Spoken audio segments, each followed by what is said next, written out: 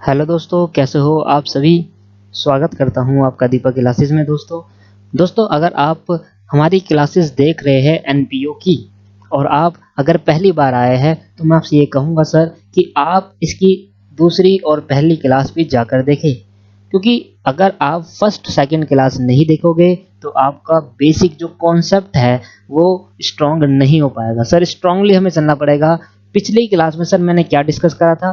पिछली क्लास में मैंने सिर्फ और सिर्फ कॉन्सेप्ट्स कराया था रिसिप्ट एंड पेमेंट अकाउंट का, कि रिसिप्ट एंड पेमेंट अकाउंट कैसे बनता है, और मैंने साथ में उसमें बताया था कि रिसिप्ट एंड पेमेंट अकाउंट एक कैश अकाउंट जैसा होता है और ये कैश बेस्ड अकाउंटिंग फॉलो करता है सर।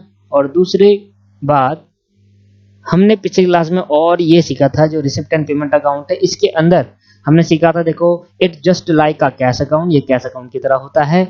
अच्छा, मैं एक बात यहाँ पर बताना भूल गया हूँ, आप यहाँ पर लिख लो, it's nature is real account. अगर ये कैश अकाउंट है तो इसका नेचर क्या है? रियल अकाउंट, मतलब नियर अकाउंट का नेचर है। पांचवा पॉइंट लिख लो, it record transaction, it record transaction, ये वो ट्रांजैक्शन रिकॉर्ड करता है वो जो कैश में हो मेनली, बट इसमें बोथ कैपिटल एंड रिवेन्यू। और एक बार मैं आपको कैपिटल ट्रांजैक्शन और रिवेन्यू ट्रांजैक्शन में बहुत डिटेल में कंसेप्ट बताऊंगा, क्योंकि ये अगर नहीं आया कैपिटल और रिवेन्यू तो आपको इस डिफरेंशिएट नहीं कर पाओगे कि कौन सी ट्रांजैक्शन कैपिटल एक्सपेंडिचर या कैपिटल रिसिप्ट है, कौन सी transaction revenue expenditure revenue receipt है। तो आज की क्लास में हमें क्या डिस्कस करना है, और आज की क्लास में हमें डिस्कस करना है कि इनकम एंड एक्सपेंडिचर अकाउंट कैसे बनता है और इसके कुछ फीचर्स क्या क्या है इस इनकम एंड एक्सपेंडिचर अकाउंट में। तो सर पहला इसका मैं लिखता हूं, it just like a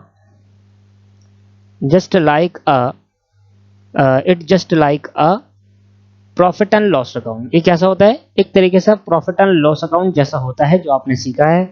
it just like a profit and loss account. It nature is nominal account. Nominal account इसका नेचर होता है सर, नॉमिनल अकाउंट जैसा ये होता है। नॉमिनल अकाउंट क्या होता है? नॉमिनल अकाउंट का रूल होता है कि debit all the losses and expense, credit all the income and gain. Sir debit all the expense and losses, credit all the income and gain, ये नॉमिनल अकाउंट का nature होता है। अगर ये नॉमिनल अकाउंट है तो इनकम एंड एक्सपेंडिचर में भी यही करेंगे कि डेबिट में सारे खर्चे और इनकम जोड़ देंगे, सारे खर्चे और लॉसेज आएगा, और क्रेडिट साइड में सारी इनकम और गेन आएगी। ठीक है सर। अच्छा, दूसरा, इट रिकॉर्ड ओनली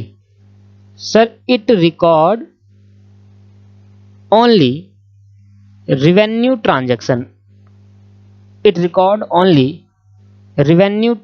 बस आज की क्लास में हम रिवेन्यू ट्रांजैक्शन को सीखेंगे, और ये सिर्फ रिवेन्यू ट्रांजैक्शन को रिकॉर्ड करता है। अब रिवेन्यू ट्रांजैक्शन क्या होता है? ये बहुत बेसिक कंसेप्ट है, मैं जरूर आपसे डिटेल में डिस्कस करूंगा इस बारे में।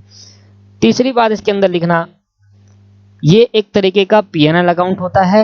It is a nominal in a nature. इसका नेचर कैसा होता है? नॉमिनल अकाउंट जैसा इसका नेचर होता है। नॉमिनल इन अ नेचर लिख लो, it is nominal in a nature. Nature कैसा होता है सर? नॉमिनल। और नॉमिनल नेचर का क्या पर्पस होता है? कि debit all the losses and expense, credit all the income and gain. मैं बिल्कुल बेसिक से आपको जीरो लेवल से बताऊंगा। ठीक है सर। आगे हमारा तीसरा पॉइंट इसका है। तो दोस्तों मैंने आपके लिए लिखा है तीसरा पॉइंट। हम कह रहे हैं कि पहले पॉइंट में हमने क्या पढ़ा सर? पहले पॉइंट में पढ़ा कि एक तरीके का पीएनएल अकाउंट होता है और ये नॉमिनल इन अ नेचर होता है। दूसरी बात हमने पढ़ी कि ये जो अकाउंट है ये सिर्फ रिवेन्यू ट्रांजैक्शन को रिकॉर्ड करेगा। तो हमें दो चीजें सीखनी है कि सर ये पीएनएल अकाउंट कैसे बनता हुआ करता था, क्या क्या हुआ करता था इसके अंदर, और दूसरी बात हमें रिवेन्यू ट्रांजैक्शन और कैपिटल ट्रांजैक्शन में डिफरेंस सीखना है। ठीक है। कह रहा है जो difference between the two side, अब जो भी एक साइड होगी इनकम एंड एक्सपेंडिचर की इनकम साइड, और एक साइड होगी एक्सपेंडिचर साइड। हम दो साइड होगी, डेबिट क्रेडिट होगा, जो इन दोनों का डिफरेंस आएगा या तो वो सरप्लस होगा या फिर वो डेफिशिएट होगा। सर मैं आगे पढ़ाऊंगा, पहले मैं इतनी बातें आपको थोड़ा डिटेल में बता देता हूं। सर बचपन में आपने क्या करा था? बचपन में आपने बनाया था ट्रेडिंग एंड पीएनएल अकाउंट। कैसे बनाया था जरा बताता हूं, मैं आपको दिखाता हूं कैसे बनाया था आपने। ट्रेडिंग एंड पीएनएल अकाउंट बनाया था आपने। सबसे पहले यहां पर डाला था ओपनिंग स्टॉक। अच्छा सर ये क्यों बता रहे हैं?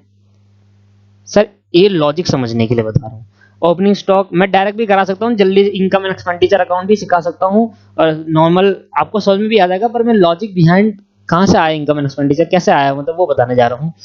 कि सर आप क्या करते थे income and expenditure trading and PNL account में ओपनिंग स्टॉक डालते थे, परचेज डाला करते थे, वेजेस डाल देते थे, पावर डाल देते थे और यहाँ पर टोटल करते थे, बाय क्लोजिंग स्टॉक सेल यहाँ पर आ जाती थी। टोटल करने के बाद आपके पास क्या आ जाता था, ग्रॉस प्रॉफिट आ जाता है ना। ट्रेडिंग करने टोटल करने का क्या ग्रॉस प्रॉफिट आ जाता था। अब आगे क्या करते थे आप, आगे इस अकाउंट को और थोड़ा आगे बढ़ाते थे और ग्रॉस प्रॉफिट ट्रांसफर कर देते थे कहां पर, पीएनएल अकाउंट में। ग्रॉस प्रॉफिट कहां पर ट्रांसफर करते थे सर, पीएनएल अकाउंट में ट्रांसफर कर देते थे। और यहाँ पर इसका टोटल करते थे और यहाँ पर सारे खर्चे लेते थे, यहाँ पर सारे इनकम लिया करते थे और यहाँ कर देते थे टू नेट प्रॉफिट और यहाँ पर आ जाते। अच्छा ये नेट प्रॉफिट का क्या करते थे आप, सर बैलेंस शीट बनाया करते थे और बैलेंस शीट में लायबिलिटी साइड पर जो भी कैपिटल होता था उसमें यहाँ पर नेट प्रॉफिट को ऐड कर देते थे, है ना। अगर नेट लॉस आ जाता था, मान लो ये नेट लॉस आ गया, तो इसको क्या करते थे, इस नेट लॉस को यहाँ पर इधर माइनस कर दिया करते थे। ये आपने इतना आप कर चुके थे, है ना पहले। Same procedure income and expenditure में होता है। इनकम एंड एक्सपेंडिचर अकाउंट कैसे बनता है जरा ध्यान से देखिए इधर, कैसे क्या क्या प्रोसीजर होता है इसके अंदर, क्या क्या स्टेप्स होते हैं, क्या क्या करना होता है। सबसे पहले आपको वही सेम नॉमिनल इन लेजर अकाउंट की तरह होता है, डेट नहीं होती इसके अंदर। सबसे पहले यहाँ पर आएगा एक्सपेंडिचर। देखो नाम तो इनकम एंड एक्सपेंडिचर है, इसका मतलब ये नहीं कि इनकम पहले आएगी। देखो एक्सपेंडिचर कहाँ पर आते हैं, हमेशा डेबिट साइड पे। खर्चे कहाँ पर आएंगे सर, खर्चे हमेशा डेबिट साइड पर आएंगे। यहाँ पर हमारा अमाउंट हो गया, यहाँ पर हमारी इनकम हो गई और इनकम, और यहाँ पर हमारा अमाउंट हो गया। तो ये इनकम कौन सा साइड में आते हैं, क्रेडिट साइड पर। मतलब जितने भी खर्चे हैं मैं या लॉसेज है मैं कहाँ डालूंगा, डेबिट साइड पर। जितने भी खर्चे और इनकम मैं कहाँ डालूंगा, क्रेडिट साइड पर। ठीक है सर। यहाँ इसके बाद आप क्या करोगे, यहाँ पर जितने भी खर्चे हैं, कौन से खर्चे, यहाँ करूंगा टू रिवेन्यू एक्सपेंस। कौन से एक्सपेंस, सिर्फ रिवेन्यू, मतलब क्योंकि यहाँ पर रिवेन्यू ट्रांजैक्शन रिकॉर्ड होती है, सिर्फ रिवेन्यू एक्सपेंस आएगा। और यहाँ जितने भी रिवेन्यू इनकम है वो यहाँ पर आ जाएगी बाय रिवेन्यू इनकम। इसके आने के बाद जोन सी साइड ज्यादा होगी, मैंने कहा ध्यान सुनना, मैंने रिवेन्यू में एग्जांपल दे रहा हूँ कि मैंने कहा सर रिवेन्यू एक्सपेंस इनकम मेरी 2 लाख रुपए की है, यहाँ मेरा 2 लाख आ गया, यहाँ पे मेरा 2 लाख आ गया और खर्चे मेरे सिर्फ 1 लाख के हुए। तो इसका मतलब क्या हो, इसका मतलब मैंने इनकम कमाई 2 लाख रुपए और उस 2 लाख रुपए में से मैंने 1 लाख का खर्चा करा, तो मैं कितना बच गया सर, जो बच गया उसको बोलेंगे सरप्लस। क्या बोलेंगे सर, सरप्लस। तो बताओ ये सरप्लस क्या है, ये सरप्लस वही नेट प्रॉफिट है। बस क्योंकि यहाँ पीएनएल अकाउंट नहीं बन रहा, यहाँ बन रहा है इनकम एंड एक्सपेंडिचर अकाउंट, और इनकम एंड एक्सपेंडिचर अकाउंट में सरप्लस आता है, नेट प्रॉफिट नहीं आता है, क्योंकि ये नॉन प्रॉफिट ऑर्गेनाइजेशन है। पहली क्लास में बताया था सरप्लस क्यों आता है ये, ठीक है। इसलिए मैंने कहा था सर पहली क्लास जरूर देखना। पहली क्लास में बताया यहाँ पर इनकम एंड एक्सपेंडिचर में सरप्लस क्यों आएगा, मतलब यहाँ पर प्रॉफिट को सरप्लस क्यों बोलेंगे। ये समझ में आया आपको कि यहाँ पर नेट प्रॉफिट अब नहीं आएगा, इनकम एंड एक्सपेंडिचर अकाउंट है, यहाँ पर सरप्लस आएगा। और सरप्लस क्या है, एक तरीके का नेट प्रॉफिट है सर। क्या है, नेट प्रॉफिट। नेट का मतलब क्या होता है, जब हमने अपनी सारी इनकम में से सारे खर्चे माइनस कर दिए होते हैं उसको हम नेट प्रॉफिट कहते हैं। यहाँ तो मेरे को बस समझ में आ गया, ये बात मेरी क्लियर हो गई। सरप्लस, अभी सरप्लस ऐसे नेट प्रॉफिट का क्या करते थे आप, नेट प्रॉफिट जो आता था इसका क्या करते थे, कैपिटल में जाकर ऐड कर दिया करते थे। तो आप यहाँ पर भी क्या करोगे, एक बैलेंस शीट प्रिपेयर करोगे, एक बैलेंस शीट बनाओगे और बैलेंस शीट में क्या लिखेंगे, कैपिटल। नहीं सर, यहाँ कैपिटल नहीं होता, यहाँ पर नाम आता है कैपिटल फंड। अब फंड किसे कहते हैं, फंड मैं आपको सिखा दूंगा किसे कहते हैं, है ना। आगे वाली क्लास में बहुत क्लासेस है एनपीओ की, तो उसमें आगे जाकर हम सिखाएंगे कि डिटेल में सीखेंगे कि फंड, कैपिटल फंड किसे कहते हैं। इसकी एक फंड बेस्ड अकाउंटिंग ट्रीटमेंट होगी, वहां जाकर डिटेल में इसको डिस्कस करेंगे। बस यहाँ पर वहां पर कैपिटल हुआ करता था, यहाँ पर कैपिटल फंड बोलते हैं, है ना, किसी बीच को। ठीक है, इसमें हम क्या कर देंगे, ऐड कर देंगे क्या sir, surplus, same net profit की तरह। अच्छा, ये तो सरप्लस है। सरप्लस मतलब क्या हुआ, प्रॉफिट, मतलब मैंने 2 लाख रुपए कमाए, मेरी इनकम हुई और उस 2 लाख रुपए में से मेरा 1 लाख का ही खर्चा हुआ। मान लो 2 लाख ना कमाकर, मान लेते हैं आप 2 लाख ना कमाकर 3 लाख कमाते, एक मिनट, मान लो आप 2 लाख ना कमाकर सर 3 लाख कमाते, यहां पर आपके पास 3 लाख आ जाता और यहां पर खर्चा हो जाता 5 लाख का, तो आपके पास क्या होता सर, 5 लाख जाता है इस बार, तो ये हटाकर यहां पर क्या करते, 5 लाख करते, और 5 लाख में से कितना हो गया, 2 लाख। तो यहाँ पर क्या आता है, मेरा डेफिशिएट, लॉस आता। इस लॉस को क्या नाम देंगे सर, डेफिशिएट बोलेंगे। तो सर प्रॉफिट को क्या बोलते हैं, प्रॉफिट को यहाँ पर बोलते हैं सरप्लस और डेफिशिएट को यहाँ पर बोलते हैं लॉस। और सर अगर लॉस आता था तो आप क्या करते थे, ध्यान चेक करना, लॉस आता था तो क्या करते थे, यहाँ पर जाकर माइनस कर दिया करते थे, यही करते थे सर, लॉस आता था। तो अब लॉस आएगा तो यहाँ पर क्या करोगे, तो यहाँ पर अगर लॉस आ जाएगा तो क्या कर देंगे, डेफिशिएट को माइनस कर देंगे। इन दोनों में से या तो सरप्लस आएगा या तो सरप्लस आएगा,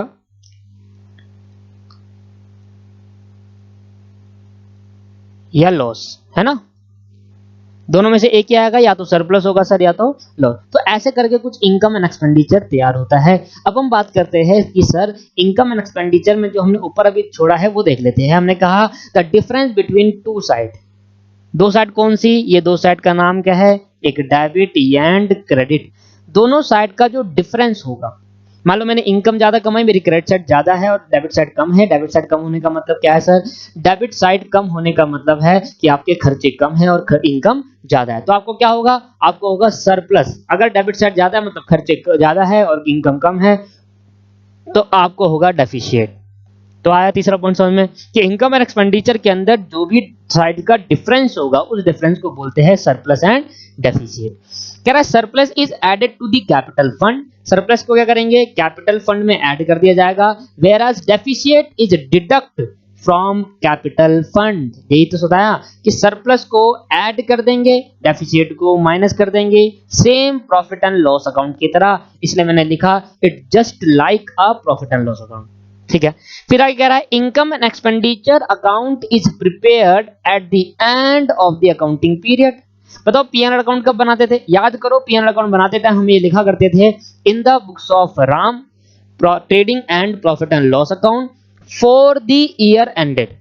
sir for the year ended का मतलब क्या होता है sir? Sir for the year ended का मतलब होता है जो ये प्रॉफिट एंड लॉस अकाउंट हम बना रहे हैं ये पूरे साल की डिटेल हमें बताएगा। सेम एज इट इज जब भी हम इनकम एंड एक्सपेंडिचर बनाते हैं एक तो एंड में बनाते हैं साल के अंत में, और ये हमें साल की डिटेल, पूरे साल की डिटेल बताता है। अकाउंटिंग पीरियड कौन कौन से होते हैं हमारे? दो अकाउंटिंग पीरियड होते हैं, कैलेंडर ईयर और फाइनेंशियल ईयर। फिर कहता है क्यों बनाते हैं? मैचिंग रिवेन्यू एक्सपेंस या फिर revenue income to determine the surplus and deficit. और लास्ट में लिखा है it follow accrual basis of accounting. Sir accrual basis accounting किसे कहते हैं? जस्ट मैंने इससे पिछले वाली क्लास में आपको कैश बेसिस अकाउंटिंग डिटेल में सिखाया था। अच्छा, एक्रूअल बेसिस अकाउंटिंग कहता है कि सर अगर कोई भी खर्चा हुआ है, वो खर्चे का पेमेंट हुआ हो या नहीं हुआ हो, उससे फर्क नहीं पड़ता। अगर वो खर्चा इस साल का है तो हम इसको रिकॉर्ड कर देंगे। मैंने क्या बोला? दोबारा सुनेंगे। अगर कोई भी एक्सपेंस हुआ है, वो एक्सपेंस इस साल का हो तो हम रिकॉर्ड कर देंगे, भले ही खर्चे की पेमेंट हुई हो या नहीं हुई है। इसका मतलब हम पिछली क्लास में जो हमने पढ़ा था आउटस्टैंडिंग एक्सपेंस, उसका मतलब क्या था? वो खर्चा जो हमें पे करना था पर हमने पे नहीं किया, ये भी हम रिकॉर्ड कर देंगे एक्रूअल बेसिस ऑफ अकाउंटिंग के अंदर। क्योंकि इससे क्या एक्रूअल बेसिस अकाउंटिंग क्या कहता है? तो कहता है मुझे नहीं फर्क पड़ता कि पैसा आया है गया, मुझे बस इतना फर्क पड़ता है कि जो खर्चा है या उस साल का है या अगले साल का है। अगर इस साल का है तो मैं रिकॉर्ड कर दूंगा, अगर अगले साल का है तो मैं यहां से हटा दूंगा। क्लियर है? नहीं? Same as it is income में। इनकम क्या कहता है सर? इनकम से रिलेटेड क्या कहता है? अगर मैंने इस साल इनकम कमाई, अगर मैंने सर इस साल इनकम कमाई 5 लाख रुपए, इसमें से मुझे 2 लाख मिले और 3 लाख नहीं मिले, क्या बोला मैंने सर? क्या बोला? ध्यान से देखें। अगर मैंने यहां पर टोटल इनकम मैंने अर्न करी, इनकम अर्न करी 5 लाख रुपए की। इनकम कितनी अर्न करी? 5 लाख रुपए की, जिसमें से कैश मुझे मिल गया 2 लाख रुपए और कैश नॉट रिसीव्ड, अभी तक इनकम मुझे रिसीव्ड नहीं हुई, कितने की? 3 लाख की। तो सर कैश बेसिस अकाउंटिंग क्या कहता है? कैश बेसिस, अभी मैं क्या बता रहा हूं सर, कैश बेसिस अकाउंटिंग कहता है कि इसी को रिकॉर्ड करना। कैश बेसिस ऑफ अकाउंटिंग क्या कहता है सर? इसी को रिकॉर्ड करना। और बट एक्रूअल बेसिस अकाउंटिंग क्या कहता है? इसको नहीं, 5 लाख को रिकॉर्ड करना। एक्रूअल बेसिस ऑफ अकाउंटिंग कहता है 5 लाख को रिकॉर्ड करना। क्यों? क्योंकि इनकम इस साल कमाई गई है। तो समझ में आया? तो income and accrual basis of accounting अगर कोई भी कंपनी फॉलो कर रही है, ये बेसिस ऑफ अकाउंटिंग अगर कंपनी फॉलो कर रही है, तो कंपनी बस ये देखेगी कि कंपनी की इनकम या खर्चा इस साल का हुआ है या नहीं हुआ। अगर इस साल खर्चा पेमेंट हुआ है या इनकम का अर्न करा गया है तो हम वो रिकॉर्ड कर देंगे, भले ही वो खर्चे पे करे हो या ना करे हो, उससे फर्क नहीं पड़ता, खर्चा होना चाहिए बस इस साल का। तो अब देखो यहां पर ना बहुत बड़े डिफरेंस आया। बहुत बड़ा डिफरेंस क्या आया? सबसे बड़ा डिफरेंस क्या है? जब रिसिप्ट एंड पेमेंट अकाउंट जब हम बनाया करते थे, रिसिप्ट एंड पेमेंट अकाउंट जब हम बनाते थे, तो भैया वो तो सिर्फ कैश ट्रांजैक्शन रिकॉर्ड करता है, और कैश ट्रांजैक्शन रिकॉर्ड करता है और क्या करता है मैं आपको बताता हूं, ऑल कैपिटल रिसिप्ट और capital receipt, all revenue receipt, all revenue receipt या ऑल कैपिटल रिसिप्ट, ठीक है, कैपिटल रिसिप्ट या रिवेन्यू रिसिप्ट दोनों रिसिप्ट, बस पैसा आना चाहिए। अच्छा यहाँ पर क्या लिखते थे, बाय, यहाँ लिखेंगे बाय कैपिटल एक्सपेंस या रिवेन्यू एक्सपेंस, ये दोनों ट्रांजेक्शन रिकॉर्ड करता है। जब हम इनकम एंड एक्सपेंडिचर बनाते हैं सर, तो इनकम एंड एक्सपेंडिचर में अकाउंट में हम सिर्फ क्या ट्रांजेक्शन रिकॉर्ड करते हैं, सिर्फ रिवेन्यू एक्सपेंस, क्योंकि पेमेंट हुआ है, रिवेन्यू रिसिप्ट है, नहीं रिसिप्ट हुई तो यहां आएगा क्योंकि ये मेरी क्या है, इनकम है, और ये एक्सपेंडिचर है, एक्सपेंडिचर रिवेन्यू यहां पर आएगा क्योंकि मेरा ये एक्सपेंस है। अच्छा कैपिटल वाले यहां पर नहीं आएगा, क्यों, क्योंकि कहता है कि ये सिर्फ और सिर्फ रिवेन्यू ट्रांजैक्शन को रिकॉर्ड करता है। यहां तक हमें थोड़ा बेसिक सा पता चला इनकम एंड एक्सपेंडिचर का। तो सर इनकम एंड एक्सपेंडिचर हमें तभी समझ में आएगा जब हम ये बता सके कि कैपिटल एक्सपेंडिचर या कैपिटल रिसिप्ट किसे कहते हैं और रिवेन्यू एक्सपेंडिचर और रिवेन्यू रिसिप्ट किसे कहते हैं। आओ सीखते हैं। तो सबसे पहले मैं बोल रहा हूं revenue transaction. Sir revenue transaction क्या है? सर रिवेन्यू ट्रांजैक्शन क्या है? रिवेन्यू ट्रांजैक्शन है कि सर रिवेन्यू ट्रांजैक्शन का मतलब कि इसके अंदर दो ट्रांजैक्शन आएगी, एक आएगा रिवेन्यू एक्सपेंडिचर, एक आएगा रिवेन्यू एक्सपेंडिचर सर, और एक आएगा रिवेन्यू रिसिप्ट, मतलब इनकम,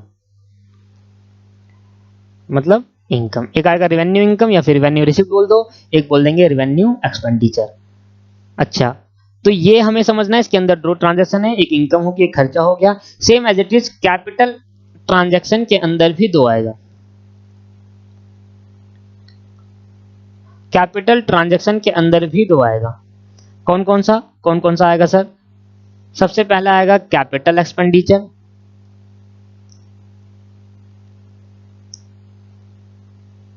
और सर दूसरा आएगा revenue expenditure. Sorry capital expenditure और कैपिटल रिसिप्ट, कैपिटल रिसिप्ट या फिर इनकम। सर यहां तक समझ में आया? सर अब मुझे ये जानना है कि ये जो कैपिटल एक्सपेंडिचर है और ये जो कैपिटल रिसिप्ट है ये क्या होते हैं, और रिवेन्यू एक्सपेंडिचर और रिवेन्यू रिसिप्ट क्या होता है? आपको पता है, मुझे पता है कि आप थोड़ा बहुत इसके बारे में जानते हो, बहुत अच्छी बात है सर। मैं आपको ये भी बताऊंगा कि कैपिटल एक्सपेंडिचर में जब मैं बता दूंगा तो ये बैलेंस शीट में आया करते हैं। ये कैपिटल एक्सपेंडिचर और कैपिटल रिसिप्ट कहां पर आएगी सर? ये आएगी बैलेंस शीट में। कहां पर आएगी सर? बैलेंस। क्यों आएगी, क्यों, वाई, ये भी मैं आपको बताऊंगा क्यों आएगी बैलेंस शीट में। और दूसरी बात, ये कहां पर आएगा सर? ये आएगा इनकम एंड एक्सपेंडिचर अकाउंट या फिर पीएनएल अकाउंट।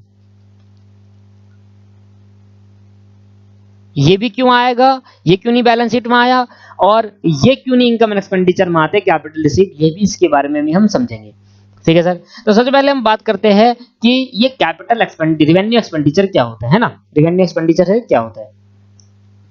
रिवेन्यू एक्सपेंडिचर और कैपिटल एक्सपेंडिचर में डिफरेंस समझते हैं। समझे सर? राम भाई ने एक बाइक खरीदी, परचेज अ बाइक। राम भाई ने एक बाइक खरीदी है सर, एक बाइक खरीदी है, और ये बाइक जो खरीदी है वो मान लेते हैं 1 लाख की खरीदी, 1 लाख रुपए की इसने एक बाइक खरीदी। और ये जो बाइक खरीदी है मान लो होंडा शोरूम से खरीदी है इसने, होंडा की बाइक खरीदी है, और होंडा की अगर इसने बाइक खरीदी तो सर ये और ये जो बाइक खरीदी गई है ये बिजनेस पर्पस के लिए है ना, बिजनेस पर्पस के लिए बाइक खरीदी है, तो नहीं तो पर्सनल यूज आ जाएगा, मैं बिजनेस पर्पस बता रहा हूं। ठीक है, बाइक खरीदी है किसके लिए? बिजनेस पर्पस के लिए। और जो 1 लाख रुपए की सर ये बाइक खरीदी गई है, इसका समझना, ध्यान से समझना क्या बोलने जा रहा हूं मैं। ये 1 लाख रुपए हमारा होगा कैपिटल एक्सपेंडिचर। ये 1 लाख रुपए क्या होगा सर? Capital expenditure. सर क्यों होगा कैपिटल एक्सपेंडिचर? सर ऐसे खर्चे जो हम कर रहे हैं, मैंने क्या बोला, ऐसे एक्सपेंस जो हम कर रहे हैं और जिस पे किया उसका बेनिफिट मोर देन 1 ईयर कंज्यूम कर रहे हो, तो वो जो खर्चा आपने किया है वो कैपिटल एक्सपेंडिचर ट्रीट कर लिया जाएगा। मैं बताता हूं कि भाई एक पर्सन है सर, और इस पर्सन की जेब में से कुछ खर्चा हुआ, इस पर्सन की जेब में से कुछ एक्सपेंस हुआ, खर्च करा, इसने कुछ क्या करा, खर्च करा। और ये जो खर्चा करा ये किस पे किया है, ये देखो, ये जो खर्चा किया है ये किस पे कर दिया है। मैंने कहा सर ये जो खर्चा किया है ये बाइक खरीदने पे किया है। कितने कर दिए, 1 लाख रुपए खर्च करे क्या खरीदने में, बाइक खरीदने में। अब ये देखो कि जो बाइक इसने खरीदी है, जो बाइक में इसने जो खर्चा किया है, ये बाइक जो ये खर्चा जिस पे हो रहा है, इसका जो इससे खर्चा करके जो खरीदा, इसका बेनिफिट, इसका सर क्या बेनिफिट, अगर हम ध्यान समझना, अगर हम विद इन 1 ईयर कंज्यूम कर लेते हैं, विद इन 1 ईयर कंज्यूम कर लेते हैं, या तो मोर देन 1 ईयर कंज्यूम करें, भाई दो ही चीज होगी, या तो जो हम चीज खरीद रहे हैं, जिस पे हम खर्चा कर रहे हैं, ये जो चीज हम खरीद रहे हैं, अगर उसका बेनिफिट भाई 1 साल के अंदर अंदर हमने कंज्यूम कर लिया, तो ऐसे खर्चे, सर क्या बोला मैंने, ऐसे खर्चे जो आपने किए वो खर्चे बन जाएंगे रिवेन्यू एक्सपेंडिचर। अच्छा, मतलब ये था, हाँ सर यही था, और ये आपको पता था, मुझे पता है, बट इसके आगे भी कुछ है, मैं आपको बताऊंगा क्यों ये P&L अकाउंट में आता है। पहले समझो कि भाई वो खर्चा जो हमने किया, सर जो खर्चा किया किस पे किया, वो देखो, हमने कहा एक बाइक खरीदी, अगर वो बाइक जो आपने खरीदी है, जिस पे आपने खर्चा करा है, वो खर्चे पे, जिस पे आपने जो खर्चा किया है, उस खर्चे का बेनिफिट अगर आप 1 साल के अंदर अंदर पूरा 100% कंज्यूम कर लेते हो, तो उस खर्चे जो आपने किया था उसको खरीदने में, उस खर्चे को रिवेन्यू एक्सपेंडिचर ट्रीट कर लिया जाएगा। अगर वो खर्चे का बेनिफिट आपने मोर देन 1 ईयर कंज्यूम कर रहे हो, तो उसको हम नाम देंगे कैपिटल एक्सपेंडिचर। सर बहुत ही सिंपल है, बताओ अगर मैं कोई बाइक खरीदता हूं, तो ये बाइक मैं जो खरीदूंगा, क्या मैं उस बाइक का बेनिफिट 1 साल के अंदर अंदर कंज्यूम कर लूंगा, या मेरी 1 साल से ज्यादा भी चलेगी वो बाइक? सर वो बाइक मेरी 1 साल से ज्यादा भी चलेगी। तो सर जो मैंने जितना पैसा मैंने बाइक पे लगाया है, उस बाइक पे जितना भी खर्चा हुआ है, वो खर्चा कैपिटल एक्सपेंडिचर ट्रीट कर लिया जाएगा। यह समझ में आ गया सर, बहुत समझ में आ गया, मुझे बहुत अच्छे समझ में आया कि भाई ऐसा खर्चा जो हम किसी पे कर रहे हैं और उस खर्चे पर जो बेनिफिट कंज्यूम करेंगे, अगर 1 साल के अंदर अंदर कर लिया होगा 100% कंज्यूम, तो उस खर्चे को रिवेन्यू मान लूंगा, अगर मोर देन 1 ईयर करेंगे तो उस खर्चे को कैपिटल मान लिया जाएगा। क्यों? अब समझ में आया कि राम ने जो बाइक खरीदी, इसको मैंने कैपिटल एक्सपेंडिचर क्यों कहा, क्योंकि बाइक जब ये खरीदेगा तो बाइक मोर देन 1 ईयर कंज्यूम होगी, तो इस पे बाइक पे होने वाला खर्चा ये 1 लाख रुपए कैपिटल ट्रीट कर लिया जाएगा। आया समझ में? नहीं आया? अब राम भाई तो बाइक खरीद लेगा, अब राम जब बाइक खरीद लेगा तो इस बाइक पर पेट्रोल भी तो डलवाएगा भाई, तभी तो चला पाएगा। अब पेट्रोल इसने डलवाया मान लो 1500 रुपए का, नहीं बाइक थी 1500 का, इसने पेट्रोल डलवा लिया, आ गया, मान लेते बाइक में भी आ गया 1500 का इसने जो पेट्रोल डलवाया है, क्या ये 1500 का पेट्रोल जो डलवाया है ये भी खर्चा है या नहीं है? हाँ सर ये भी खर्चा है, बाइक खरीदना भी खर्चा था और पेट्रोल डलवाना भी खर्चा है। हमने कहा सर जो बाइक हमने खरीदी है उसका बेनिफिट मोर देन 1 ईयर है, इसलिए उस खर्चे को कैपिटल मान लेंगे। पर अगर मैं पेट्रोल डलवा रहा हूं तो क्या इस पेट्रोल मेरा सालों साल चलेगा? नहीं, सालों साल नहीं चलेगा सर। तो मैंने कहा ये पेट्रोल 1500 का ज्यादा से ज्यादा महीने में खत्म हो जाएगा, ज्यादा से ज्यादा 2 महीने, 3 महीने, 4 महीने। भाई एक बच्चा कहता है कि सर अगर मैंने पेट्रोल डलवाया और बाइक में डलवाकर बाइक 1 साल तक छुई भी नहीं, तो पेट्रोल क्या होगा? कंज्यूम होगा ही नहीं होगा? नहीं होगा। और सर अब तो कंज्यूम नहीं हुआ, तो हमने सर ये इसको तो कैपिटल एक्सपेंडिचर बना लिया। सर अगर आप ऐसा कर रहे हो तो फिर आपसे बड़ा बेवकूफ कोई नहीं है। क्यों? समझे आप?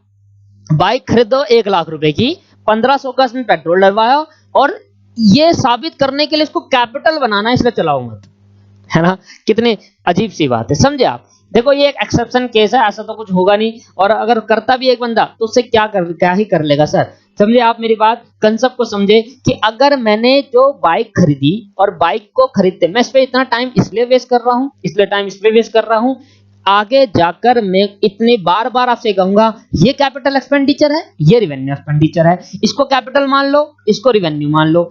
जब अगली क्लास में मैं सम स्पेशल टर्म कराऊंगा सर, तो आप देखना मैं आपको बार बार ये इसलिए बता रहा हूं कि हर एक टर्म में मैं यही डिसाइड करूंगा कि ये कैपिटल, ये रिवेन्यू, अगर ये कैपिटल है तो बैलेंस शीट में जाओ, अगर ये रिवेन्यू है तो इनकम एंड एक्सपेंडिचर में जाओ। अभी मैं इसको उस पर भी बात करनी है कि कैपिटल बैलेंस शीट में क्यों आता है और रिवेन्यू इनकम एंड एक्सपेंडिचर पे क्यों आता है, ठीक है। अभी तो बस मैं एक चीज समझा रहा हूं कि कैपिटल एक्सपेंडिचर क्या होता है और रिवेन्यू एक्सपेंडिचर क्या होता है। मैंने कहा पेट्रोल जो खरीदा, पेट्रोल खरीदने पे जो खर्चा हुआ 1500 रुपए का, इस 1500 को क्या मान लूंगा, इस 1500 को मान लिया जाएगा रिवेन्यू एक्सपेंडिचर, क्योंकि ये जो पेट्रोल है इसका benefit with in 1 year consume हो चुका है।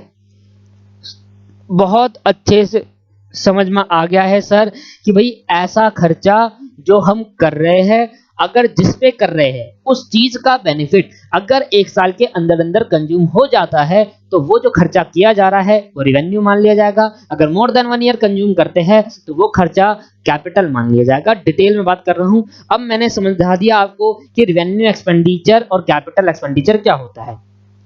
अभी थोड़ी देर में बात करेंगे कि रिवेन्यू रिसिप्ट और कैपिटल रिसिप्ट क्या होती है, ठीक है। अब मैं पहले ये बात कर रहा हूं क्योंकि मैंने रिवेन्यू एक्सपेंडिचर समझा दिया है, तो इसके बारे में अगर हम थोड़ा लिखते तो क्या लिखेंगे, हम कहेंगे कि भाई it refers to those expense whose benefit is consumed within 1 year. Sir ये तो हमने 11वीं में पढ़ा था, सर ये तो हमने 11वीं में पढ़ा था, बड़ा सिंपल था ये तो। कोई बात नहीं, अभी मैं कुछ चीज बताने जा रहा हूं आपको, क्या पता आपने ना पढ़ा हो। ये क्या होगा, it refers to those expense, it refers to those expense whose benefit is consumed more than 1 year, more than 1 year. तो उस खर्चे को क्या मान लिया जाएगा, उस खर्चे को कैपिटल मान लिया जाएगा। ठीक है सर, यहां तक समझ में आ चुका है मुझे। अब मुझे ये बताओ कि रेवेन्यू क्यों प्रॉफिट एंड लॉस या इनकम एंड एक्सपेंडिचर में आता है और कैपिटल एक्सपेंडिचर क्यों बैलेंस शीट में आया करता है। ठीक है, तो सर मेरे को थोड़ा बहुत एग्जांपल मैं आपको बताता हूं कि सर मुझे बताना कि कौन सा कैपिटल कौन सा रिवेन्यू। सर मैंने ना बिल्डिंग खरीदी, सर मैंने क्या खरीदी, बिल्डिंग खरीदी। तो सर बताओ बिल्डिंग क्या होगी। मैंने कहा सर बिल्डिंग खरीदना क्या होगा। अच्छा बिल्डिंग में जो खर्चा करूं, मैंने कहा सर 2 लाख रुपए की बिल्डिंग खरीदी, कितने खरीदी है, 2 लाख। इसको क्या मानूं, कैपिटल या रिवेन्यू। सर कैपिटल एक्सपेंडिचर तो नॉर्मल है क्योंकि बिल्डिंग का बेनिफिट हम क्या करेंगे, मोर देन 1 ईयर कंज्यूम करेंगे। 1 साल में बिल्डिंग थोड़ा बर्बाद खत्म हो जाएगी, इसका तो सालों साल चलेगी, तो मतलब मोर देन 1 ईयर, 1 साल से ज्यादा होते ही कैपिटल एक्सपेंडिचर। ठीक है। अच्छा सर मैंने ना अपना फैक्ट्री का रेंट दिया है। अच्छा फैक्ट्री का रेंट कितना दिया, मान लेते हैं मैंने 1 लाख रुपए दिया। तो सर जो फैक्ट्री का रेंट 1 लाख रुपए दिया वो क्या है, सर वो रिवेन्यू एक्सपेंडिचर है क्योंकि मैं ये रेंट दूंगा, ये हर साल दूंगा। अगर जो मैंने जिस बंदे को मैंने अपना फैक्ट्री का रेंट पे करा है, मतलब ओनर को जो फैक्ट्री का रेंट दिया है, अगले साल भी मांगने आएगा। मतलब 1 लाख रुपए जो दे रहा हूं वो कितने साल का, 1 ही साल का। तो मतलब जो मैंने 1 लाख रुपए रेंट दिया, मैंने उसकी फैक्ट्री का कंज्यूम, फैक्ट्री ली। क्या बोला मैंने सर, मैंने कहा मान लो राम ने क्या करा, राम ने एक फैक्ट्री किराए पर ले ली और किराए पे इसके बदले में क्या दिया, रेंट पे कर दिया, रेंट पे कर। अब जो फैक्ट्री हम कंज्यूम कर रहे हैं इसका बेनिफिट कितने टाइम तक कंज्यूम कर सकते हैं, 1 साल तक। अच्छा मैं सैलरी दे रहा हूं अपने स्टाफ को, तो सैलरी दे रहा हूं, मान लो 2 लाख रुपए की टोटल सैलरी दे दी मैंने। ये क्या है, ये भी रिवेन्यू एक्सपेंडिचर, क्योंकि जब मैं 1 साल में जितनी भी सैलरी दे दूंगा पर्सन को दे रहा हूं, उस पर्सन का बेनिफिट मैंने कंज्यूम कर लिया होगा। अच्छा सर मैं अगर मशीन खरीदूं तो, सर अगर मैं मशीन खरीदता हूं 10 लाख रुपए की, तो ये क्या है मेरा, रिवेन्यू एक्सपेंडिचर, ये कैपिटल। सर कैपिटल एक्सपेंडिचर है, क्यों, क्योंकि ये मशीन जब खरीदोगे तो 1 साल नहीं 1 साल से ज्यादातर चलेगी। अच्छा मैंने कहा बाइक खरीदी तो कैपिटल एक्सपेंडिचर, बाइक में डलवाना वाला पेट्रोल, रिवेन्यू एक्सपेंडिचर। ठीक है। बिल्डिंग खरीदी तो बिल्डिंग खरीदना कैपिटल एक्सपेंडिचर और बिल्डिंग में कराना रिपेयर, तो वो हो गया रिवेन्यू एक्सपेंडिचर। क्योंकि रिपेयर क्या होगा, जब आप रिपेयर कराओगे हर दिवाली, तो हर दिवाली पे जो रिपेयर होगा वो रिपेयर क्या होगा, रेवेन्यू एक्सपेंडिचर, क्योंकि इस दिवाली आपने रिपेयर कराया, मान लेते हैं दिवाली पे रिपेयर कराया है, तो रिपेयर कराना मतलब अपने घर पे पेंट करवाना वगैरह है ना, तो सही करना थोड़ा बहुत, तो उस रिपेयर को जो खर्चा हुआ उसको कंज्यूम कर लोगे, बेनिफिट अगली दिवाली फिर कराओगे। ठीक है सर, तो हमने कहा भाई ऐसे खर्चे जो, हाँ अब बात कर लेते हैं किस चीज की, अब बात करते हैं सर कि ये कैपिटल एक्सपेंडिचर कहाँ बैलेंस शीट में क्यों जाता है। ठीक है, मैं क्या बात करने जा रहा हूं, कैपिटल एक्सपेंडिचर बैलेंस शीट में क्यों जाता है। अगर मैंने ये समझा दिया तो ऑटोमेटिकली आपको ये समझ में आ जाएगा कि revenue expenditure income and expenditure में ही जाना चाहिए। कैपिटल एक्सपेंडिचर बैलेंस शीट में क्यों जाता है। ठीक है सर, ये मैंने डिस्कस करा आपने। अब मुझे बताओ भाई, मैंने बनाया अपना प्रॉफिट एंड लॉस अकाउंट, ऐसे ही मान लेते हैं प्रॉफिट एंड लॉस या फिर इनकम एंड एक्सपेंडिचर, मैंने प्रॉफिट एंड लॉस अकाउंट बनाया। मैंने कहा भाई मेरा जो ग्रॉस प्रॉफिट था, जीपी था, मान लेते हैं मेरा जो ग्रॉस प्रॉफिट था वो 10 लाख रुपए का था। मेरी बड़ी कंपनी है, बड़ी कंपनी का मतलब मेरा जो सेल हो जाया करती है, मेरी जो प्रॉफिट हुआ करता है वो लाखों में होता है। मेरा प्रॉफिट कितने में होता है, लाखों, मतलब अभी तक मेरा प्रॉफिट करोड़ों में नहीं गया, मेरा लाखों में कमाता हूँ, 10 लाख कभी 15 लाख, बस इससे ज्यादा मैं करवा नहीं पाता, मतलब नॉर्मल मेरी कंपनी है, इतनी बड़ी भी नहीं है। अच्छा, ग्रॉस प्रॉफिट मैंने कितना कमाया, 10 लाख रुपए। अच्छा, नेट प्रॉफिट मान लेते हैं, नेट प्रॉफिट मेरा कितना है, मैंने कहा ऑल एक्सपेंस, जितने भी खर्चे हैं मैंने यहाँ डाल दिए। मैंने कहा ये खर्चे मेरे टोटल, ध्यान सुनना, मैंने कहा ये टोटल खर्चे मेरे कितने के हैं, 5 लाख रुपए के। और मैंने इनकम भी कमाई, ऑल इनकम मैंने यहाँ डाल दी, वो तो ग्रॉस प्रॉफिट था, मैंने ऑल इनकम डाल दी। वो कितनी कमाई मैंने, वो 5 लाख रुपए की कमाई मान लेते हैं। और यहाँ पर मेरा जो टोटल आया वो कितना आया, यहाँ पर जो मेरा टोटल आया वह आया 15 लाख रुपए। और इस 15 लाख में से मैं अगर 5 लाख माइनस कर दूंगा तो मेरे पास नेट प्रॉफिट कितने का आ जाएगा, 10 लाख का। अच्छा, मुझे बताओ ये जो एक्सपेंस है इसके अंदर कौन सा एक्सपेंस है, सिर्फ रिवेन्यू एक्सपेंडिचर। ये एक्सपेंस है कौन से वाले, सिर्फ रिवेन्यू एक्सपेंडिचर। और ये जो इनकम है ये कौन सी वाली, सिर्फ रिवेन्यू इनकम, रिवेन्यू इनकम। मतलब इसमें अगर मैं मशीन खरीदता हूं 10 लाख रुपए की या 1 करोड़ की, वो खर्चे यहां पर नहीं आए हैं। ध्यान सुनना, हमने कहा जाए ध्यान से सुनना, मशीन खरीदी आपने, मैंने कहा मशीन खरीदी आपने 1 करोड़ रुपए की, आपने एक मशीन खरीदी 1 करोड़ रुपए की मशीन परचेज करी है। मशीन आपने परचेज करी है कितने की सर, 1 करोड़ रुपए की आपने मशीन खरीदी। अब जो ये 1 करोड़ की आपने मशीन खरीदी है सर, अब ध्यान सुनना, ये खर्चा है या नहीं, ये खर्चा है। अगर ये खर्चा मैं रिवेन्यू मान लूं, मतलब मैं खर्चा मानूं सिर्फ, अगर खर्चा मान के मैं अपना प्रॉफिट एंड लॉस अकाउंट में डाल दूं, जरा ध्यान सुनना अब क्या होगा। अभी मुझे कितने का प्रॉफिट हुआ, अभी मेरे को नेट प्रॉफिट हो रहा है 10 लाख का, सुनना ध्यान से। अब मैं वापस बनाता हूं पीएनएल अकाउंट, मेरा जीपी कितने का था, मेरा जीपी 10 लाख का था। मेरा ऑल इनकम कितने की थी, इनकम मेरी कितने की थी सर, 5 लाख की थी। और मेरा ऑल एक्सपेंस कितने का था, 5 लाख के। ये कौन सा वाला था, सिर्फ रिवेन्यू एक्सपेंस था। अगर मैं ये वाला एक्सपेंस भी डाल दूं, मशीन वाला, मैंने कहा मशीन खरीदी एक और मशीन डाल दी यहाँ पर 1 करोड़ रुपए, तो भैया मेरा यहाँ पर टोटल खर्चा 1 करोड़ 5 लाख आ गया। और 1 करोड़ 5 लाख में से मैंने माइनस कर दिए 5 और 15 लाख, तो मेरा 95 लाख का लॉस हो जाएगा। सिर्फ क्या डालने से, सिर्फ सर मशीन डालने से, मशीन का खर्चा डालने से मेरा 95 लाख का लॉस हो जाएगा सर, जो कि मेरा मशीन अगर हटा दूं तो सीधा 10 लाख का प्रॉफिट हो रहा है। सिर्फ अभी मेरा 10 लाख का प्रॉफिट हो रहा है और जैसे ही मैंने मशीन का परचेज वाला खर्चा डाला, सीधा 95 लाख का लॉस। सर देख लो, क्योंकि मैंने कहा सर अगर आप machine profit and loss account में डालते हो तो ये ऐसे खर्चे होते हैं जो बड़े हैवी ना नेचर होते हैं, बड़े ज्यादा बड़े होते हैं, बड़े हैवी खर्चे होते हैं, बहुत ज्यादा मात्रा में अमाउंट में खर्चा होता है इसका। अगर हम इसको प्रॉफिट एंड लॉस अकाउंट में डाल देते हैं तो हमारा ऐसा हो जाएगा कि हमारा जो प्रॉफिट है वो लॉस में कन्वर्ट हो जाएगा, वो भी हैवी लॉसेस हो जाएगा। समझ रहे हो आप? इसलिए हम क्या करते हैं, ये सारे खर्चे जो हैवी ना नेचर, और हैवी नेचर कौन से होते हैं, सारे कैपिटल एक्सपेंडिचर, लैंड खरीदना, मशीन खरीदना, बिल्डिंग खरीदना, कंप्यूटर खरीदना। अब कंप्यूटर एक से ना खरीदोगे, अगर आप कंप्यूटर खरीदोगे तो बहुत सारे खरीदोगे, तो ये सारे क्या है आपके पास, मशीन आपके पास क्या है, कैपिटल इन नेचर। सर ये तो नॉर्मल लॉजिक हुआ कि भाई हैवी है तो है। सर मैं एक ही कंप्यूटर खरीदूं तो बताओ आप, अब एक कंप्यूटर खरीदता हूं मैं 10,000 रुपए का या 15 का हजार, तो वो तो हैवी नहीं है। अगर मैं यहाँ पर 10,000 रुपए डाल दूं तो मेरा अब भी प्रॉफिट है। सर ये तो कोई लॉजिक नहीं हुआ, ढंग से बताओ सर हमें। ठीक है, मैंने तो आपको एक एक ओवरव्यू दिया है कि अगर मैं कैपिटल एक्सपेंडिचर सारे डाल दूं, एक थोड़ा कंप्यूटर खरीदोगे सर, आप मशीन भी खरीदोगे, लैंड भी खरीदोगे, सब कुछ खरीदोगे, अगर आप सारे डाल दोगे तो पक्का आपको लॉस ही लॉस होगा। चलो यार, अगर समझ में नहीं आया सर, ये लॉजिक समझ नहीं आया, आप दूसरा लॉजिक दो, कोई बढ़िया सा लॉजिक। और वो लॉजिक क्या है, जरा ध्यान समझो। मान लेते हैं आपने जो मशीन खरीदी है वो 1 करोड़ की खरीदी है। आपने जो मशीन खरीदी है सर, कितनी खरीदी है, वो 1 करोड़ की खरीदी है। मान लेते हैं इस मशीन की जो टोटल लाइफ है वो 10 लाख 10 ईयर है। टोटल लाइफ कितनी है सर, 10 ईयर। इसका मतलब समझो आप, मतलब 1 करोड़ रुपए मैं खर्च करूंगा और इसका बेनिफिट मैं आने वाले 10 सालों में कंज्यूम करता जाऊंगा। ठीक है सर, मैंने कहा ये मेरे 10 साल हो गए, ये मेरा 0 शुरुआत हुआ, यहां पर मेरा 1 2 3 4 5 6 7 8 9 और यहां पर 10, ये मेरा आने वाले 10 साल। अब अगर मैं 1 करोड़ का खर्चा कर रहा हूं पहले साल में, कहां पर करा मैंने, यहां पर,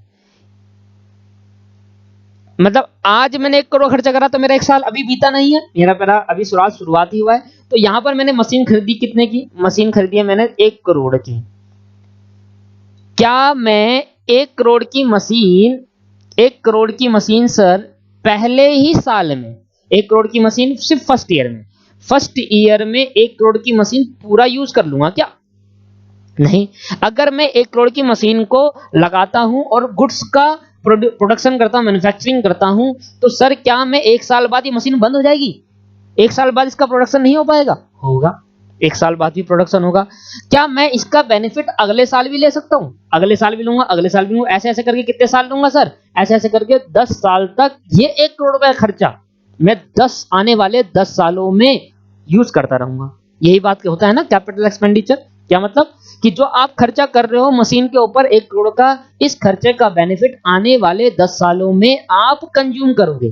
तो मैंने कहा सर अब मैं इसको रिवेन्यू बनाता हूं। अगर मैं कहता हूं सर इस कैपिटल में से मैं रिवेन्यू को अलग कर देता हूं और इस कैपिटल में से कैपिटल वाले को अलग करता हूं, क्या बोल रहे हो सर, समझ नहीं आ रहा, देखो ध्यान समझ।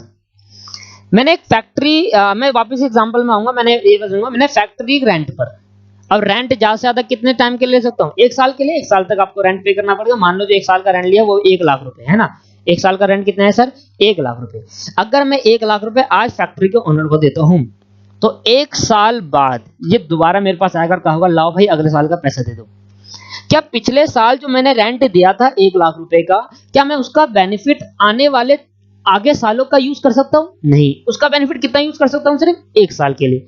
अगर उसका बेनिफिट 1 साल के लिए यूज कर सकता हूं तो सर वो मैं कहां डाल दूंगा, वो रिवेन्यू एक्सपेंडिचर, क्योंकि विद इन 1 ईयर अगर आप बेनिफिट कंज्यूम कर रहे हो तो वो रिवेन्यू हो जाता है, और रिवेन्यू कहां आएंगे, प्रॉफिट एंड लॉस अकाउंट में। ठीक है, तो भाई जितना आप इसका मतलब समझो, मैं जो बताना चाह रहा था कि 1 लाख रुपए 1 साल खर्च करा, उसका बेनिफिट कंज्यूम हो गया। मतलब आप रिवेन्यू का मतलब क्या समझते हो, जितना अमाउंट ऑफ मनी आपने खर्च करा उसमें जितना कंज्यूम कर लिया वो सब खर्चा मान लो। अब जो कंज्यूम ही नहीं करा उसको खर्चा क्यों मान रहे हो सर। ठीक है, यही समझाना चाह रहा हूं इसके अंदर। मशीन खरीदी 0 टाइम में, और उसका 1 साल बाद मैंने कितना खत्म करा, कितना कंज्यूम करा, मुझे नहीं पता कितना कंज्यूम करा। तो मैंने क्या करा, मैंने कहा कि भाई ये 1 करोड़ पे आने वाले 10 साल में बांट दो। मैंने कहा भाई 1 करोड़ डिवाइडेड बाय 10, तो 1 साल में कितना हो गया, 10 लाख रुपए।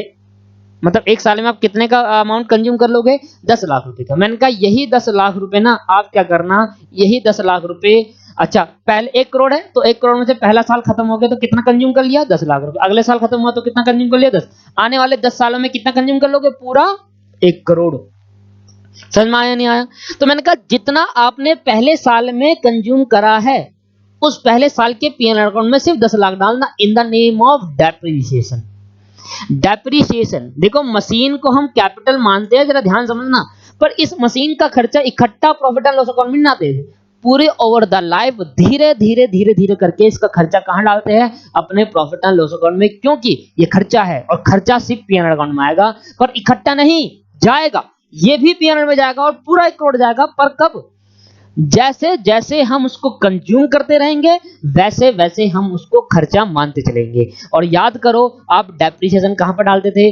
डेप्रिसिएशन हमेशा प्रॉफिट एंड लॉस अकाउंट में आया करता था। इसलिए मैंने कहा कि सर जो 10 लाख रुपए आपने पहले साल में यूज करा, जो 10 लाख रुपए आपने पहले साल में यूज करा, अब आपका कितना और रह गया यूज करने को? 90 लाख रुपए। सर इसको मान लेना एसेट। और याद करो जब बैलेंस शीट में आप क्या करते थे? बैलेंस शीट बनाते थे और बैलेंस शीट में लिखते थे मशीन और लेस करते थे डेप्रिसिएशन। 10 लाख रुपए की 1 करोड़ की मशीन खरीदी है सर, और 10 लाख रुपए आपका लेस कर दिया करते थे डेप्रिसिएशन। कितना बच जाता था लास्ट के एंड में? 90 लाख रुपए। मैंने कहा वही है 90 लाख रुपए।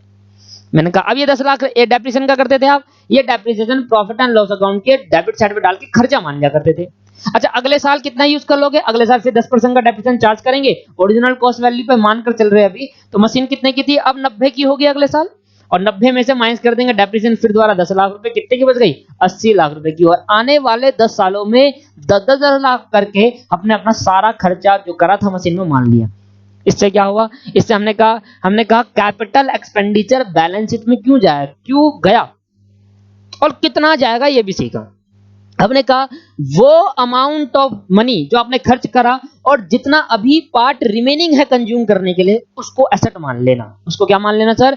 एसेट मान लेना। और जितना आप कंज्यूम करते हुए चलोगे उस कंजम्पशन को खर्चा मान मानकर खत्म करते हुए जाना प्रॉफिट एंड लॉस अकाउंट में।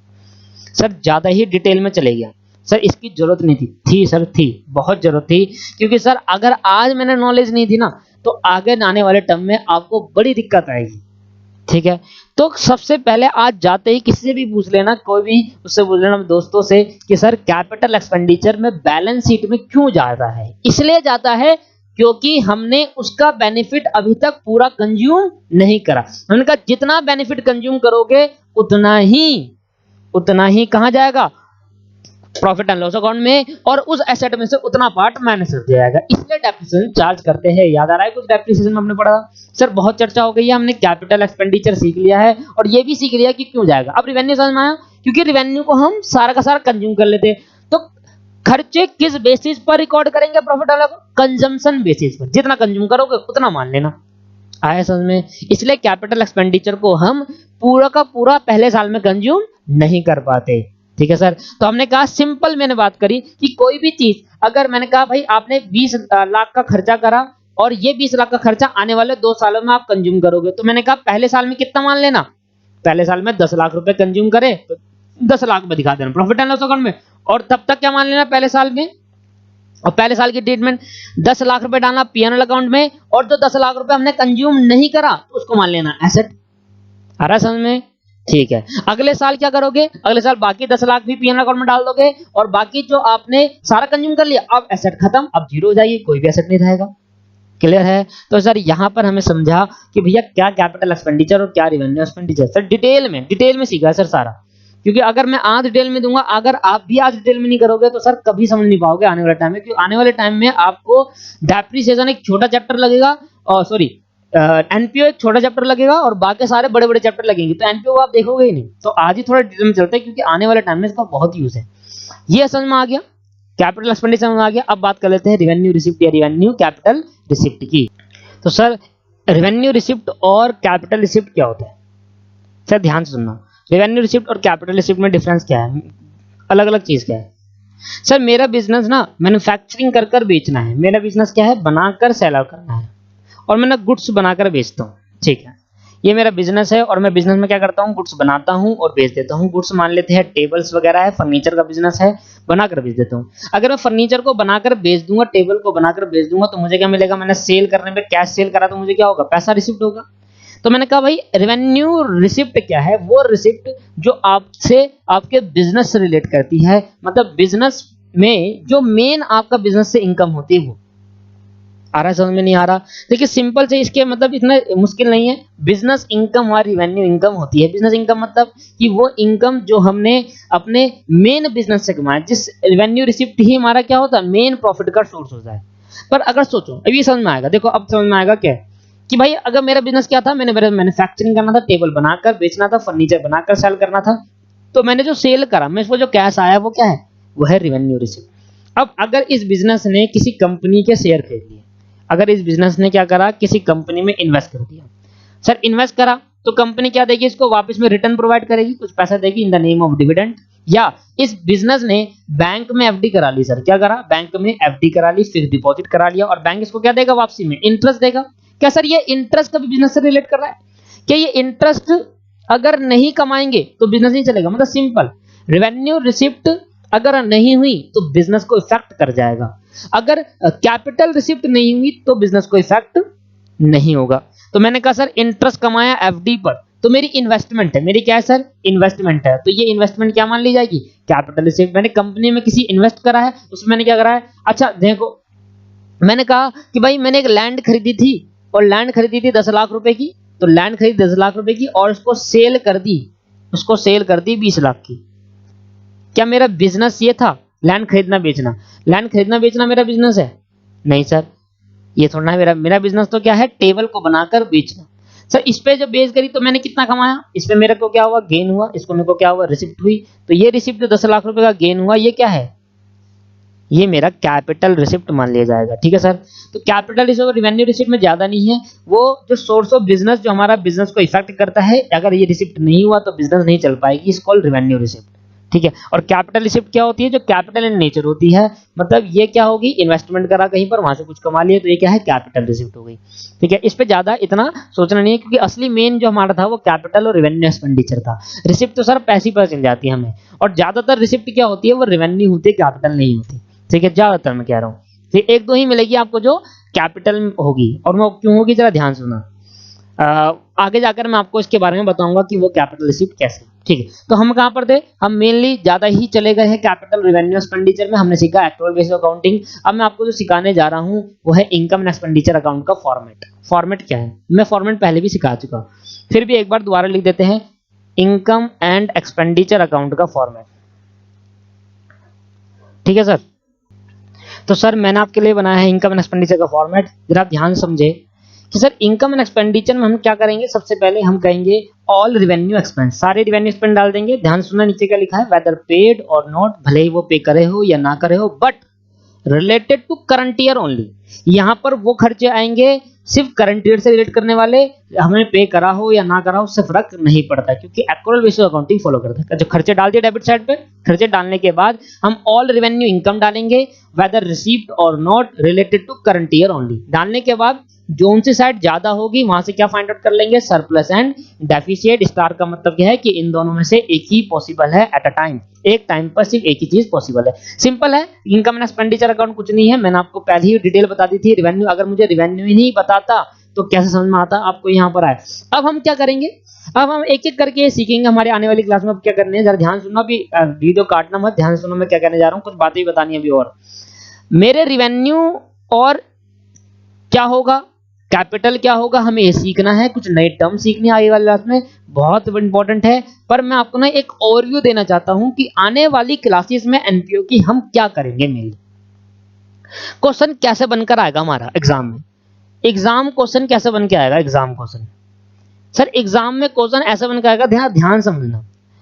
हमें ना गिवन होगा रिसिप्ट एंड पेमेंट अकाउंट, ठीक है, receipt and payment account given होगा, और इसकी हम प्रैक्टिस भी करेंगे थोड़ी बहुत। रिसिप्ट एंड पेमेंट अकाउंट हमें गिवन होगा सर, ध्यान समझना सर, ये रिसिप्ट एंड पेमेंट अकाउंट है, ये रिसिप्ट एंड पेमेंट अकाउंट है। यहां पर मैं क्या डालता हूं, ऑल रिसिप्ट, चाहे वो कैपिटल हो चाहे वो रिवेन्यू, इसको फर्क पड़ता है नहीं कैपिटल रिवेन्यू से। क्यों, क्योंकि ये सिर्फ क्या देखता है, पैसा आना जाना देखता है ना। यहां पर डाल दिया, यहां लिखूंगा ऑल पेमेंट, और पेमेंट भी कैसी हो सर, पेमेंट भी कैसी हो, कैपिटल हो चाहे रेवेन्यू, मुझे फर्क नहीं पड़ता। रेवेन्यू रिसिप्ट एंड पेमेंट ये कहता है कि सर हमें फर्क नहीं पड़ता, हमें तो फर्क पड़ता है कि पैसा आया है गया, बस। तो सर यहां तो मैंने कर दिया कि रेवेन्यू रिसिप्ट एंड पेमेंट क्या करता है, ठीक है सर, यहां मैंने इसका टोटल कर दिया, यहां मैंने इसका टोटल कर दिया। अब ये हमें क्वेश्चन के अंदर गिवन होगा, ये हमें क्वेश्चन के अंदर हमेशा गिवन होगा। हमें कहेगा कि बनाओ इनकम एंड एक्सपेंडिचर अकाउंट, क्या बोलेगा सर, इनकम एंड एक्सपेंडिचर बनाओ। मैं इनकम एंड एक्सपेंडिचर बनाऊंगा, इनकम एंड एक्सपेंडिचर अब कैसे बनाऊंगा ये समझो। इनकम एंड एक्सपेंडिचर अकाउंट कैसे बनाऊंगा, मैं को क्या करना है, फॉर्मेट मुझे पता ही, यहाँ पे मेरा एक्सपेंडिचर आएगा, यहाँ मेरा अमाउंट आएगा, और यहाँ मेरी इनकम आएगा। ध्यान सुनना, और कहेगा कि बैलेंस शीट बनाओ। और साथ में क्या कहेगा, कहेगा भाई बैलेंस शीट भी बनाकर दिखाओ, बैलेंस शीट भी बनाकर दिखाओ। बैलेंस शीट आपको आती है एसेट एंड लायबिलिटी। सर यहाँ पर क्या आएगी, लायबिलिटी आएगी, यहाँ पर अमाउंट है, ये हमारे एसेट है और ये हमारा अमाउंट है। ठीक है सर, यहाँ पर ऐसा बोलेगा, क्या ये दिखाओ, इनकम एंड एक्सपेंडिचर निकाल के दिखाओ, ये हमें बनाना होगा, ये हमारा आंसर का पार्ट होगा।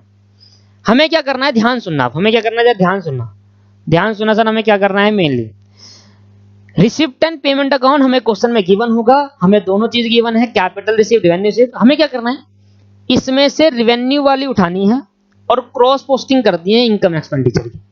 क्यों बताओ, रिसिप्ट कहां पर आती है सर? रिसिप्ट मतलब क्या होता है, पैसे का आना, और पैसा आएगा तो कब आएगा, या इनकम होगी तभी तो आएगा पैसा। तो रिसिप्ट एंड पेमेंट का आएगा भाई डेबिट कर दो पैसा आएगा। पर इनकम एंड एक्सपेंडिचर क्या कहता है भाई, इनकम क्रेडिट होती है, क्योंकि रिसिप्ट पैसे का आना क्या है, इनकम है। और यहाँ एक अकाउंट से दूसरा अकाउंट में जब भी हम पोस्टिंग करेंगे, क्रॉस पोस्टिंग करेंगे, सिर्फ कौन सी वाली लेनी है, सिर्फ रेवेन्यू वाली, क्योंकि इनकम एंड एक्सपेंडिचर क्या कहता है, रेवेन्यू। अभी हमने बात करी, यहां से रेवेन्यू पेमेंट देना, और पेमेंट कब होगी, इसका मतलब खर्चा है, यहां पर डालना, पेमेंट क्या लेना, यहां डालना। बहुत सिंपल करना है। यहां पर हम क्या डालेंगे, एक्सपेंडिचर, क्या डालेंगे सर, एक्सपेंडिचर मतलब यहां से देखा जाए तो पेमेंट डालेंगे, क्या डालेंगे सर, पेमेंट, क्योंकि पेमेंट मतलब क्या है, एक्सपेंडिचर। और रिसिप्ट मतलब क्या है, यहां आएगा सर रिसिप्ट, और यहां पर क्या, इसका मतलब क्या है, इनकम, है ना। रिसिप्ट मतलब क्या है सर, इनकम। क्रॉस पोस्टिंग होगी, receipt and payment account question में गिवन होगा, हमें रेवेन्यू उठाना है और यहां डाल देना है, यहां से रेवेन्यू इनकम पेमेंट उठानी है, यहां डाल देनी है। अब बैलेंस शीट में क्या करना है, बैलेंस शीट में ध्यान सुनना, मेरे को यहां से कैपिटल एक्सपेंडिचर उठाने हैं और यहां पर पुट कर देने हैं एसेट साइड पर। कैपिटल एक्सपेंडिचर उठाने हैं, एसेट साइड पर पुट कर देने हैं, जिसका मतलब सॉरी ये रिसिप्ट है। हमें क्या करना है सर, ये वाला उठाना है, कैपिटल एक्सपेंडिचर, एक्सपेंडिचर है, और एक्सपेंडिचर कहां पर करना है, एसेट साइड पे। अच्छा सर, ये क्रॉस पोस्टिंग नहीं होगी क्या? नहीं सर, ये क्रॉस पोस्टिंग नहीं होगी। क्यों नहीं होगी? इसलिए नहीं होगी क्योंकि बैलेंस शीट कोई अकाउंट नहीं होता। हमने कहा क्रॉस पोस्टिंग क्या होती है, एक अकाउंट से दूसरा अकाउंट में। बैलेंस शीट अकाउंट नहीं होती, बैलेंस शीट स्टेटमेंट होती है सर, इसलिए इसका नहीं। कैपिटल एक्सपेंडिचर में खर्चा कब होगा, जब मैं बिल्डिंग खरीदूंगा, जब मैं एसेट खरीदूंगा, जब खर्चा होगा तो कहां पर आएगा, एसेट में आएगा। ठीक है, और यहां से कैपिटल रिसिप्ट उठाना, और कैपिटल रिसिप्ट कहां डाल देना, लायबिलिटी साइड में डाल देना सर। कहां डाल देना, लायबिलिटी साइड में। ऐसा क्यों बोला, ये सीधा ऐसे क्यों आए, और इनकम एंड एक्सपेंडिचर में क्रॉस क्यों गया? इनकम एंड एक्सपेंडिचर में क्रॉस जाने का मतलब ध्यान समझो, क्रॉस पोस्टिंग में समझो, ये समझो यार कि रिसिप्ट है और रिसिप्ट का मतलब होता है इनकम, इनकम क्रेडिट साइड में जाएगी, क्योंकि इनकम एंड एक्सपेंडिचर की इनकम क्रेडिट साइड में लिखा जाता है। और पेमेंट क्या है, एक्सपेंडिचर है, पेमेंट का मतलब डेबिट साइड में जाएगा। पर पेमेंट करेंगे कहां पर, एसेट खरीदेंगे, रेंट देंगे, एसेट खरीदेंगे मतलब लैंड खरीदेंगे, बिल्डिंग खरीदेंगे, तो कहां आएगा, वो तो यार एसेट में ही जाएगा। इतना तो लॉजिक हमें भी पता है।